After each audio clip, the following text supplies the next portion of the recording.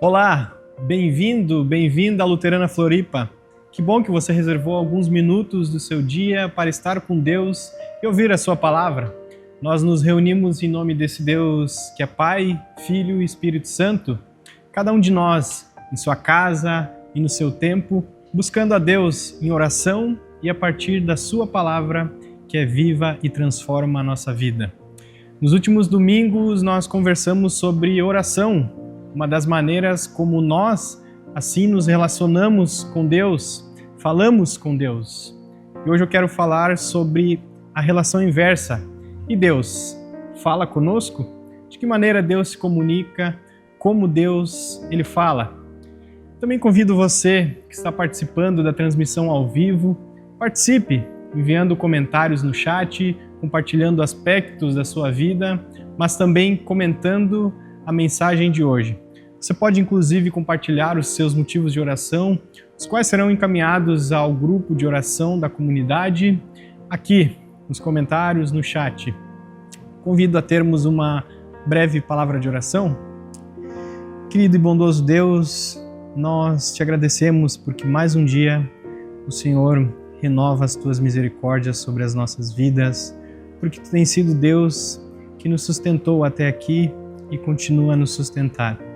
Obrigado, Pai, porque o Senhor olha para cada um de nós, mesmo que insignificantes, e ainda assim vem ao nosso encontro como um Deus que fala, um Deus que comunica, um Deus que continua se relacionando com cada um de nós, na medida em que nós também demos ouvidos à Tua Palavra. Que assim o Senhor possa falar com cada um, seja onde estiver, por meio da Tua Palavra, por meio desse culto, desse vídeo, que ela assistirá no dia de hoje. Assim nós te pedimos em nome de Jesus. Amém. Diariamente somos agraciados por Deus com sua presença, com o seu falar. Talvez nos distanciamos da sua presença, nós acabamos colocando outras ocupações em nossas vidas e em determinados contextos Deus não mais faz parte da nossa vida cotidiana. A Bíblia chama de ídolo tudo aquilo que nós colocamos acima de Deus, de pecado. A primeira carta do apóstolo João, nós lemos: se afirmarmos que não temos pecado, enganamos a nós mesmos, e a verdade não está em nós. Se confessarmos os nossos pecados, Ele é fiel e justo para perdoar os nossos pecados e nos purificar de toda injustiça. Nós lemos isso lá em 1 João.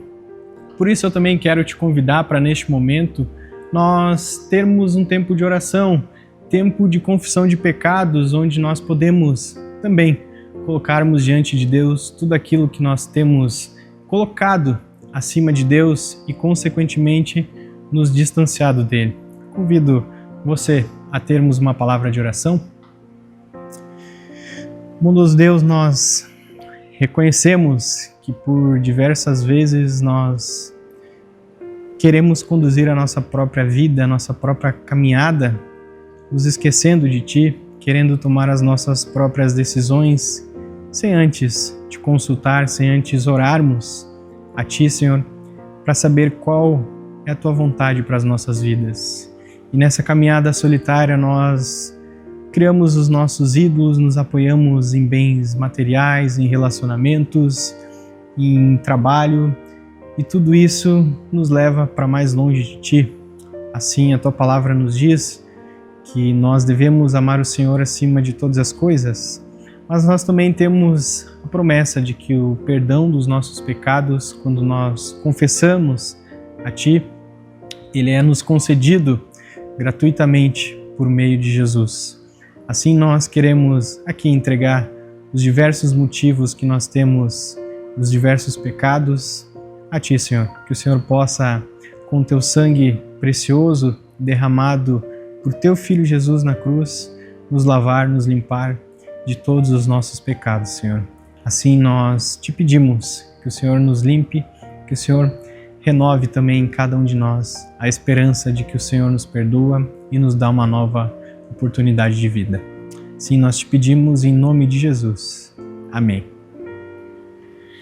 Antes da mensagem, vamos ouvir um hino Logo em seguida, nós ouviremos a mensagem de hoje.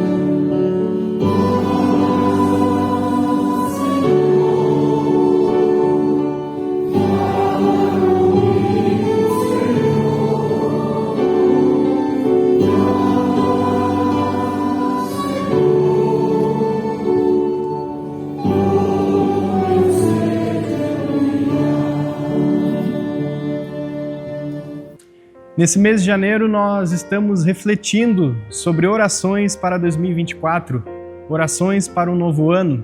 Como dito anteriormente, a oração ela é uma das maneiras pelas quais nós nos relacionamos com Deus, falamos com Ele. Mas e Deus? Será que Ele ainda fala conosco? Nós vivemos em tempos onde o mundo está em constante movimento e estamos sempre com pressa. Inúmeros compromissos, agenda cheia, vida corrida. Pode até ser difícil prestar atenção naquilo que Deus tem a nos dizer. Ou até mesmo nos esquecermos que Deus continua falando conosco. Embora a nossa agenda esteja cheia e ocupada demais, Deus continua agindo em nosso meio. No texto de Isaías 55, nos versos 10 a 11, nós lemos que assim como a chuva e a neve descem dos céus e não voltam para ele sem regarem a terra e fazerem-na brotar e florescer, para ela produzir semente para o semeador e pão para o que come, assim também ocorre com a palavra que sai da minha boca. Ela não voltará para mim vazia, mas fará o que desejo e atingirá o propósito para o qual a enviei. O falar de Deus ele não é como o nosso falar. Certa vez o escritor alemão Johann Goethe, ele disse: o nosso falar é como uma fumaça, como a névoa que se desfaz. O falar de Deus é um falar diferente, porque o que Ele diz acontece. A gente vê isso na criação, quando Deus disse: haja luz, e assim houve luz. Todo o universo que nos cerca ele é resultado da ordem que Deus deu, da palavra do Criador. Mas o falar de Deus ele não se manifesta só na grandeza da criação. Ela se manifesta muito mais ainda na grandeza e na maravilha da encarnação. Porque nela, o Deus eterno, que habita em luz inacessível, se revelou e se mostrou a nós. É assim que nós lembramos, no tempo de Epifania, a revelação de Deus a nós em Jesus Cristo. Mas quem é esse Deus que fala? Ele se apresentou a Moisés dizendo: eu sou quem eu sou. Ou ainda nós podemos traduzir essa palavra de outras maneiras. Eu sou quem eu fui, ou eu sou quem eu serei. Tudo aquilo que nós consideramos que existe é passageiro, mas Deus ele é real. Ele, com sua palavra, criou tudo e tudo está sujeito a Ele. E ao pensar sobre isso, como Deus fala conosco, eu lembrei-me de Samuel, quando Deus o assim chamou, lá no texto de 1 Samuel, no capítulo 3, nos versos 1 ao 13, nós lemos: o menino Samuel ministrava perante o Senhor, sob a direção de Eli. Naqueles dias, raramente o Senhor falava, e as visões não eram frequentes. Certa noite, Eli, cujos olhos estavam ficando tão fracos, não conseguia mais enxergar, estava deitado em seu lugar de costume. A lâmpada de Deus ainda não havia se apagado. E Samuel estava deitado no santuário do Senhor, onde se encontrava a arca de Deus. Então o Senhor chamou Samuel. Samuel respondeu: estou aqui. E correu até Eli e disse: estou aqui, o Senhor me chamou? Eli então lhe respondeu, dizendo: não o chamei, volte e deite-se. Então ele foi e se deitou. De novo o Senhor chamou: Samuel. E Samuel se levantou e foi até Eli e disse: estou aqui, o Senhor me chamou? Disse Eli: meu filho, não o chamei, volte e deite-se. Ora, Samuel ainda não conhecia o Senhor. A palavra do Senhor ainda não lhe havia sido revelada. O Senhor chamou Samuel pela terceira vez. Ele se levantou, foi até Eli e disse: estou aqui, o Senhor me chamou? Então Eli percebeu que o Senhor estava chamando o menino e lhe disse: vai e deite-se. Se ele chamá-lo, diga: fala, Senhor, pois o teu servo está ouvindo. Então Samuel foi se deitar. O Senhor voltou a chamá-lo como nas outras vezes: Samuel, Samuel. Então Samuel disse: fala, pois o teu servo está ouvindo. E o Senhor disse a Samuel: vou realizar em Israel algo que fará tinir os ouvidos de todos os que ficarem sabendo. Nessa ocasião, executarei contra Eli tudo o que falei contra a sua família, do começo ao fim, pois eu lhe disse que julgaria sua família para sempre, por causa do pecado dos seus filhos, do qual ele tinha consciência. Seus filhos se fizeram desprezíveis e ele não os repreendeu. O texto de 1 Samuel ele refere-se a um dos períodos mais críticos da história de Israel. Tinha ficado para trás o tempo da libertação do Egito e da peregrinação rumo à Terra Prometida, sob a liderança de Moisés. Também havia ficado para trás o tempo da conquista parcial da terra de Canaã, sob a liderança de Josué.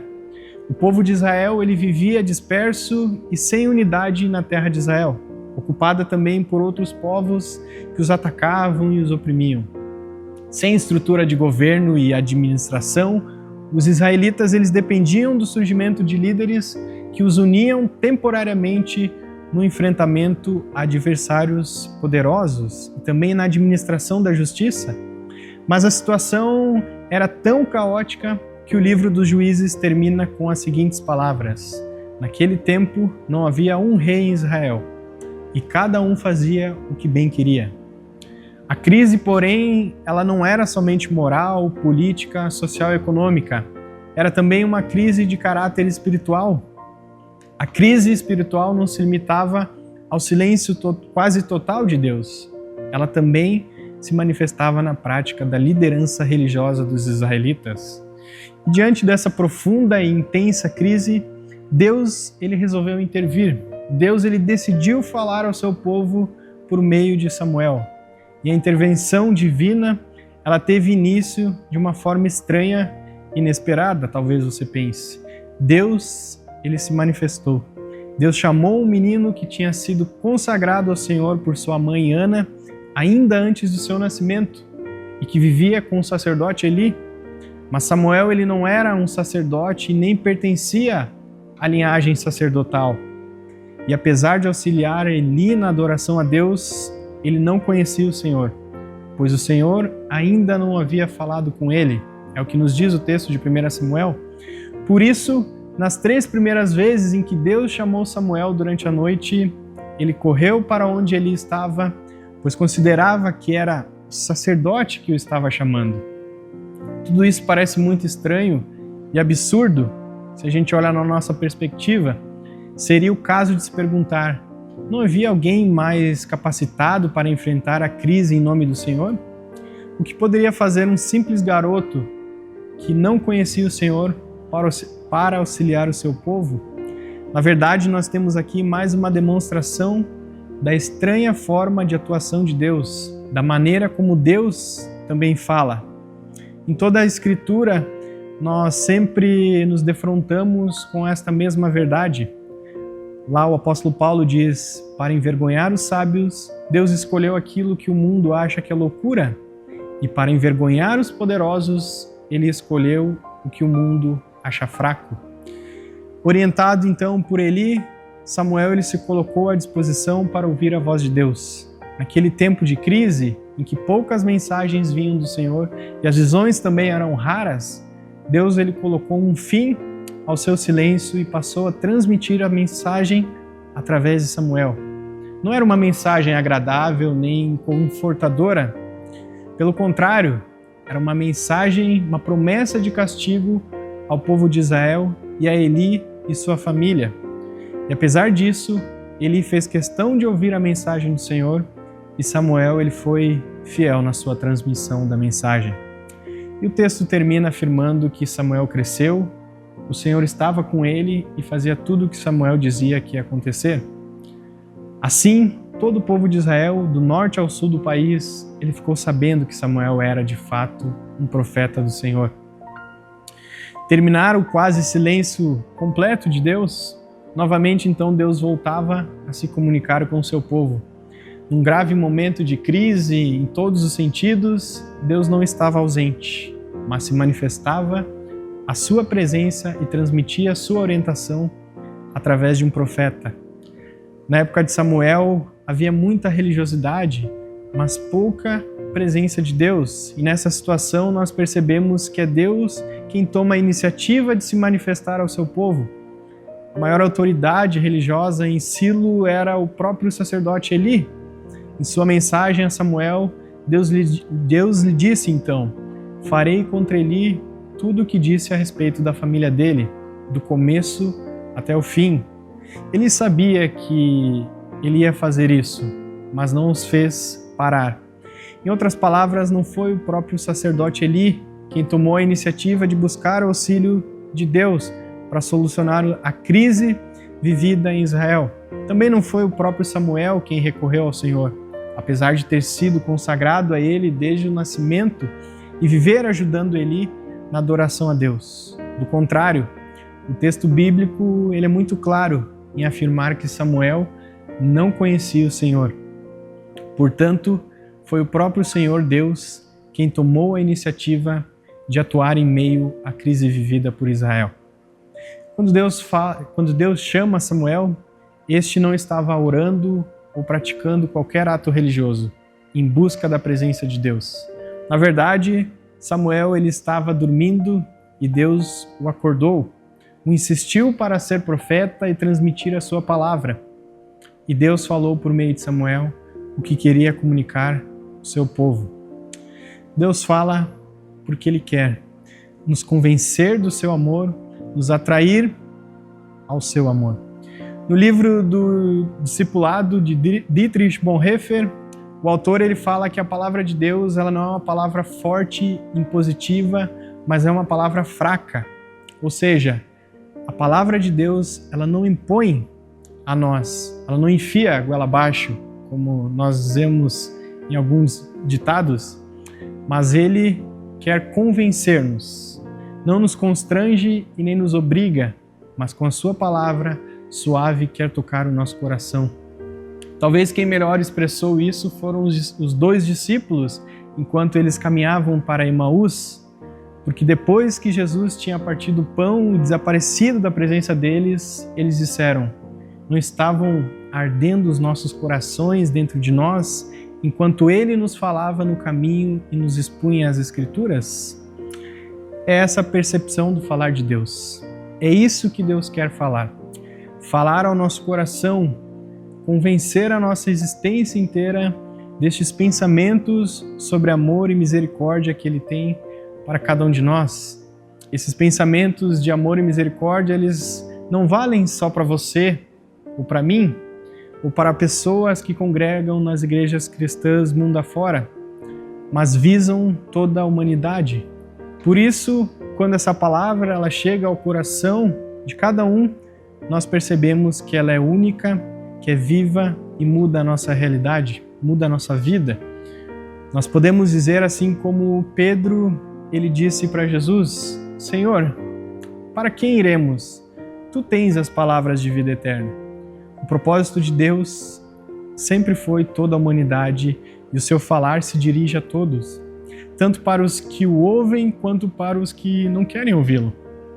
Mas enquanto a palavra de Deus ela ressoa em nossos ouvidos, é porque Ele quer falar conosco. E por muitas vezes Deus fala conosco por diversos meios e nós não damos ouvidos ao que Ele quer dizer. Mas como Deus fala e o que Ele diz, afinal de contas? Ao pensar sobre essa pergunta, eu também lembro-me do profeta Elias, quando ele estava no Monte Sinai, depois de uma longa caminhada, cheio de questionamentos e magoado com Deus.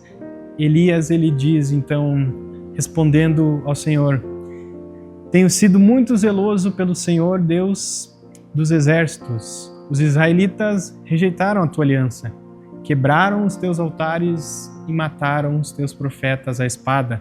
Sou o único que sobrou e agora também estão procurando matar-me. O Senhor lhe disse: saia e fique no monte, na presença do Senhor, pois o Senhor vai passar. Então veio um vento fortíssimo que separou os montes e esmigalhou as rochas diante do Senhor. Mas o Senhor não estava no vento. Depois do vento houve um terremoto, mas o Senhor não estava no terremoto. Depois do terremoto, então, houve um fogo, mas o Senhor não estava nele. E depois do fogo, houve o murmúrio de uma brisa suave. É interessante nós percebemos que o Senhor ele não estava no vento forte, no terremoto e nem no fogo. Aí veio uma brisa suave. O que Deus quis dizer ao profeta Elias, que tinha a tarefa de anunciar o juízo de Deus ao povo de Israel? Deus ele mostrou para Elias que a última palavra ela não é o seu juízo. O juízo, como se Deus estivesse dizendo, ele é a maneira de chamar a atenção à minha última palavra, que é o sussurro suave, a graça de Deus.